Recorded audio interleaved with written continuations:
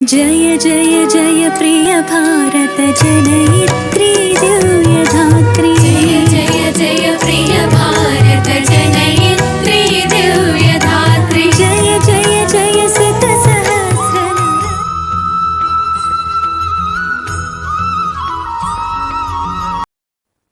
శ్రీ భారత్ వీక్షకులందరికీ అభినందనలు, నమస్కారాలు. మహాభారతంలో ఉత్తర దక్షిణ దేశ ప్రతులలో ఉన్న తేడాలు, మనకు సినిమాలు సీరియల్స్లో చూపిస్తున్న వాటి తేడాలు, ఇవన్నీ కూడా చెప్పుకుంటూ వస్తున్నాం. భీష్మ పర్వంలో భీష్మాచార్యులు పడిపోయాడు అని తెలియగానే కర్ణుడు ఆయన దర్శించుకోవడానికని వెళ్తాడు. అప్పుడు ఆయన,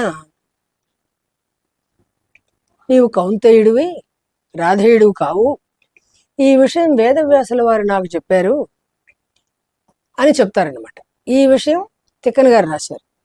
ఉత్తర భారత ప్రతిలో నారదుల వారి వల్ల నాకు తెలిసింది, తర్వాత వేదవ్యాసుల వారు కూడా చెప్పారు అని ఉంది. సీరియల్లో మాత్రం భీష్మాచార్యుల వారు కర్ణుడు కనబడి నమస్కారం చేసి, నేను రేపటి సైన్యాధిపతిగా ఎంపికయ్యాను, రేపు నా యుద్ధంలో విజయం కలగాలని చెప్పి ఆశీర్వదించండి, మీకు నమస్కారం చేసుకుని వెళ్దామని వచ్చాను అనేటప్పటికీ కౌంతేయ అని అకస్మాత్తుగా సంబోధించి అతను దిగ్భ్రాంతికి గురి చేస్తారనమాట.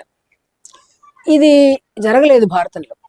నారద మహర్షి వల్ల, వేదవ్యాసుల వారి వల్ల నేను విన్నాను అనే భీష్మాచార్యుల వారు చెప్తారు. తరువాత ద్రోణ పర్వం విషయానికి వచ్చేటప్పటికీ అభిమన్యుడు ఒక్కడే చాలా మందిని చివరిలో సంహరించినట్లుగా మనకు కనబడుతుంది. దుశ్శాసనుని పుత్రుడు వచ్చి ఎదుర్కొంటే వీళ్ళిద్దరూ భీకరమైన యుద్ధం సాగించి ఒకరినొకరు సంహరించుకుని పడిపోతారనమాట. అంతకు ముందే అభిమన్యుణ్ణి, ఆ ఒక్క వీరుణ్ణి ఎంతమందో సైనికులు చుట్టుముట్టి విపరీతంగా అలసిపోయే విధంగా చేస్తారు. ఆ విధంగా అలసిపోయేలా చేయడం వల్ల అభిమన్యుడు అలసిపోయి ఇక చిట్ట చివర దుశ్శాసనుడి పుత్రుడిని సంహరించి తాను కూడా అతని చేతిలో మడుస్తాడు. ఎందరో కలిసి ఒక్కడిని చంపారు అని సంజయుడు ధృతరాష్ట్రుడికి చెబుతాడనమాట. అతను ప్రత్యక్షంగా మహాభారత యుద్ధాన్ని గమనిస్తున్నాడు కదా. రెండు ప్రతులలోనూ, అంటే ఉత్తర దేశ దక్షిణ దేశ మహాభారత ప్రతులు రెండిట్లోనూ ఇట్లాగే ఉంది. కానీ సీరియల్లో మాత్రం ఎట్లా చూపించారంటే, ఒక్కడై ఉన్నటువంటి అభిమన్యుని చుట్టుముట్టారు వీళ్ళందరూ. దుర్యోధన, దుశ్శాసన, కర్ణ, శకుని, అశ్వత్థామ, ద్రోణుడు, 6 మంది బాణాలు, కత్తులు, ఈటలు అన్ని పుచ్చుకొని అతను చుట్టుముట్టారు. చిట్ట చివరిలో కర్ణుడు అతన్ని దగ్గరికి తీసుకుని అతని చెవిలో, పుత్రా, నీవు నా పుత్రుడు అయినా సరే నిన్ను చంపక తప్పడం లేదు అని కత్తితో అతని గుండెల్లో గుచ్చినట్టు, కత్తి బాగా అతని గుండెల్లోకి దిగజార్చినట్టుగా చూపిస్తారనమాట. ఇట్లా అసలు కథ మనం తెలుసుకోకుండా సీరియల్స్లో చూపినవే నిజం అనుకుంటే అవి మనకు ప్రామాణికాలు కావు అని పదే పదే అందరికీ కూడా నేను మనవి చేసుకుంటున్నాను. ఇక ద్రోణ పర్వంలోనే సైంధవ వధ జరుగుతుంది. సైంధవుడిని సూర్యాస్తమయం లోపల చంపుతాను, లేకుంటే నేనే అగ్ని ప్రవేశం చేస్తాను అని అర్జునుడు ప్రతిజ్ఞ చేశాడు. తొందరపడి ఎందుకు ప్రతిజ్ఞ చేశావు అని కృష్ణుడు అర్జునుడిని అడుగుతాడు. ఇప్పుడు సూర్యుడి చుట్టూ మాయ చీకటిని సృష్టించాడు కృష్ణుడు తన మాయతోటి అని తిక్కన గారు రాశారనమాట. ధ్యానంతో సూర్యుడి చుట్టూ చీకటి ఆవరించే విధంగా చేశాడు కృష్ణుడు అని వ్యాసుల వారు మహాభారతంలో రాశారంటే ఉత్తర భారత ప్రతిలో అట్లా ఉందన్నమాట. సైంధవుడి తండ్రి వృద్ధక్షత్రుడు. సైంధవుడు పుట్టినప్పుడు అతని తపస్సు వల్ల సైంధవుడిని కంటాడనమాట. తపఫలంగా సైంధవుడు పుట్టినప్పుడు ఆకాశవాణి చెబుతుంది, ఇతనికి ఎటువంటి ఆయుధాలు వాటితోటి మరణం లేదు, ఒక తీవ్రమైన అస్త్రంతో మాత్రం మరణం ఉంటుంది, కానీ అది కూడా ఇతనితో సమానమైన వీరుడితో యుద్ధం చేస్తున్నప్పుడే మరణిస్తాడు ఇతను అని ఆకాశవాణి చెబుతుందన్నమాట. అప్పుడు వెంటనే వృద్ధక్షత్రుడు, నా పుత్రుడి తలను ఎవరు తెగనరుకుతారో అతని తల కూడా, నా పుత్రుడి తల నేల మీద పడగానే ఎవరు చంపారో వాళ్ళ తల కూడా 100 వక్కలైపోతుంది అని గట్టిగా శపథం చేసినట్టుగా చెప్తాడనమాట. అంటే సైంధవుడి తండ్రి వృద్ధక్షత్రుడు సైంధవుడికి ఇచ్చిన వరం అనమాట. అందువల్ల అర్జునుడు కనుక ఎట్లాగో సైంధవుడిని చంపితే అర్జునుడు కూడా చనిపోవడం తప్పదు అని కౌరవులందరూ సంతోషపడుతుంటారు. ఈ లోపల కృష్ణుడు తన మాయ చేత సూర్యుడి చుట్టూ మాయ చీకటిని ఆవరించే విధంగా చేస్తాడు. అర్జునుడిని ప్రేరేపిస్తే అర్జునుడు సైంధవుడిని చంపుతాడు. చంపిన తర్వాత అంటే పాశుపతాస్త్రంతో సైంధవుడి తలని తెగ నరుకుతాడు. కానీ ఆ తల సరాసరిగా వెళ్ళి ఎక్కడైతే పర్వతాల్లో సైంధవుని తండ్రి వృద్ధక్షత్రుడు తపస్సు చేసుకుంటూ కూర్చుని ఉన్నాడో అతని ఒళ్ళో పడుతుందన్నమాట. తల పడింది. అతను వెంటనే దాన్ని పక్కకు తోసేశాడు. అతని తల కూడా 100 వక్కలైంది అని తిక్కన గారు రాశారు. ఉత్తరాధిపతిలో ఎట్లా ఉందంటే జపం చేసుకుంటున్న వృద్ధక్షత్రుడు తన ఒళ్ళో తలపడడాన్ని గమనించలేదట. అంత తీవ్రమైన ధ్యానంలో ఉన్నాడు అతను. జపం చాలించి లేచినప్పుడు ఆ తల కింద పడింది. అప్పుడు వృద్ధక్షత్రుడి తల కూడా వక్కలైంది అని రాశారనమాట. సినిమాలో మాత్రం మనకి ఎట్లా చూపిస్తారు అని అంటే ఒళ్ళో పడిన తలను వెంటనే ఉలిక్కిపడి లేచి ఆ తలను నేల మీదకి నెట్టేయడం చూపిస్తారు. ఈ లోపల అది ఏం జరిగిందో తెలుసుకునే లోపల వృద్ధక్షత్రుడి తల కూడా ముక్కలైనట్టు చూపిస్తారనమాట. అసలు విషయం ఇదనమాట.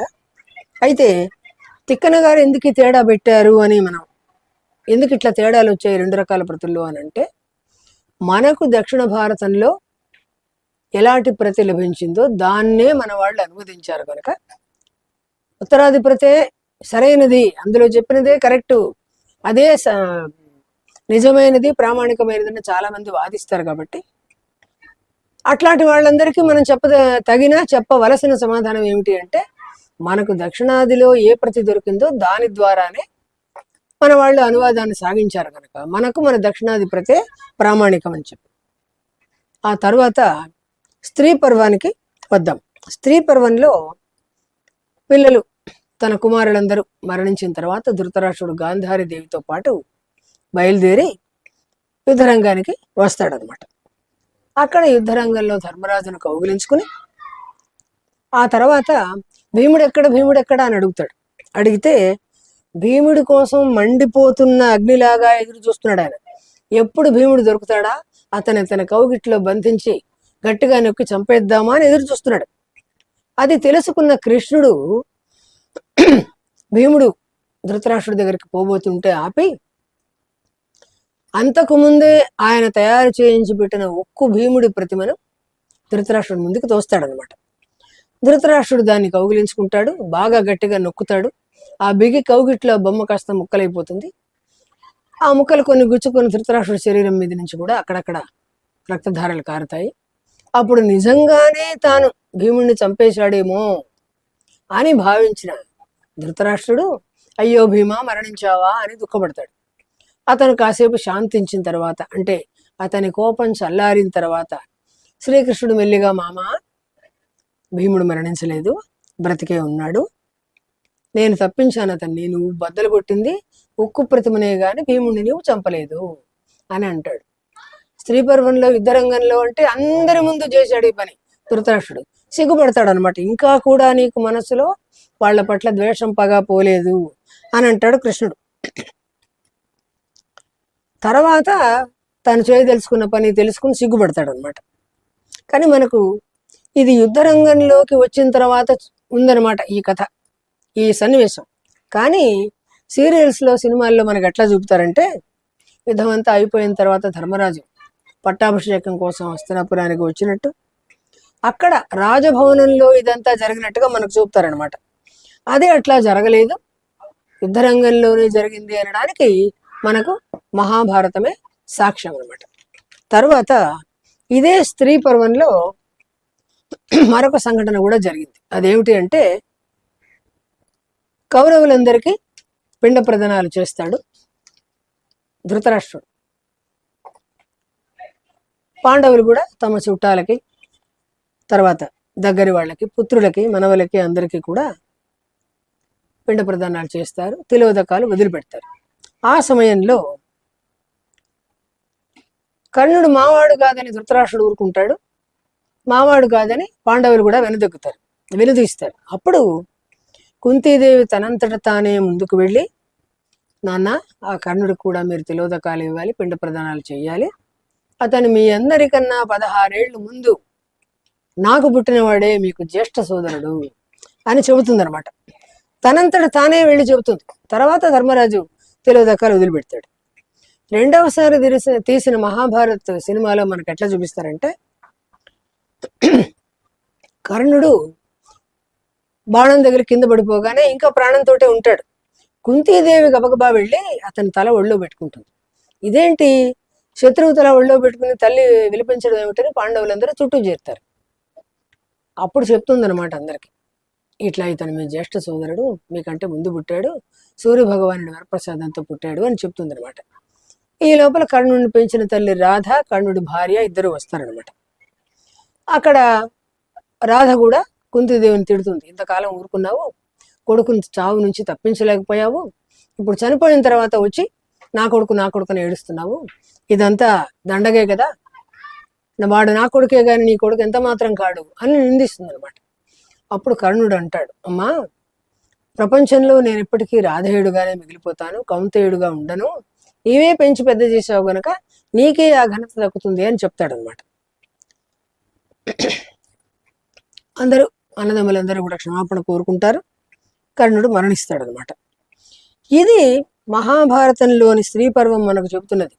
సీరియల్లో ఇట్లా ఎక్కడి నుంచి తీసుకొని చెప్పారనేది మనకు తెలియదు, ఎందుకంటే ఉత్తర భారత ప్రతిలో కూడా ఇది లేదు కనుక వీళ్ళు ఏ భారతం నుంచి తీసుకున్నారు, ఎవరి కట్టుకథలోంచి తీసుకొని వచ్చి మనకు చెప్పారనేది మనకు తెలియదు.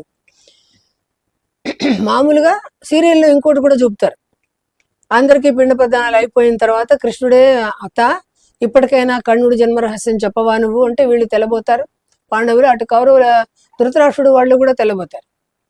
అప్పుడు కృష్ణుడు చెప్పిన తర్వాత కృష్ణుడి ప్రేరణతో కుంతీదేవి వచ్చి కర్ణుడు మీ సోదరుడే అని వాళ్ళకి చెప్పినట్లుగా సీరియల్లో చూపిస్తారు. అట్లా కాదు, మహాభారతంలో తనంతట తానే వచ్చి తన పెద్ద కొడుక్కి ఉత్తమ గతులు కలగాలనే ఉద్దేశంతో అతని సోదరులకు ఆవిడ చెప్పింది అని చెప్పి మనం ఈ మహాభారతం వల్ల తెలుసుకుంటాము. మరికొన్ని విషయాలతోటి మళ్ళీ వీడియోలో కలుద్దాము. నమస్కారాలు.